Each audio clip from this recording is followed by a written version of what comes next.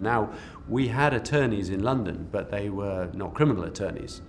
They were civil attorneys, because we had taken the view that the whole Enron thing had just, was blowing up sky high. There were lawsuits left, right, and Chelsea, and we were pretty sure that at some stage we'd be on the wrong end of one.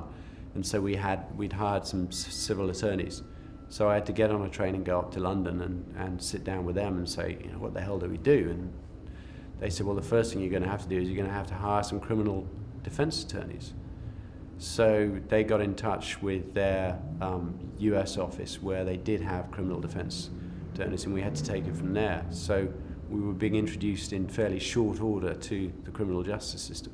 It was explained to us that we had to be separately represented by counsel in the US. Each of us had to have a different law firm representing us. And we said, well, this doesn't make any sense. We're in this together, and why can't we just have one firm? And it was explained to us that actually in practice, you may well all be together today, but things have a habit of changing, and that's the way the system works in the US, so you're all required to have different counsel. It was amazing. Nearly everyone in America was conflicted, had someone who thought they had Enron exposure. So you couldn't find anyone. So I didn't have anyone for quite a while. In the end, I got a guy called Reed Figo. He made contact with the DOJ, and I was still in the mental state of, this is just a real mistake, and if they just let us sit down, we will explain it to them. My attorney told me very, very early on in the process, he said, look, every 10 years or so in America, something happens. Previously it was the savings and loans. This time it's Enron and WorldCom and Adelphia. In a few years' time it'll be something else. And he was very prescient because we've got the subprime crisis now. And he said what happens is that there is a fundamental inability in government to ever accept that the system could be at fault.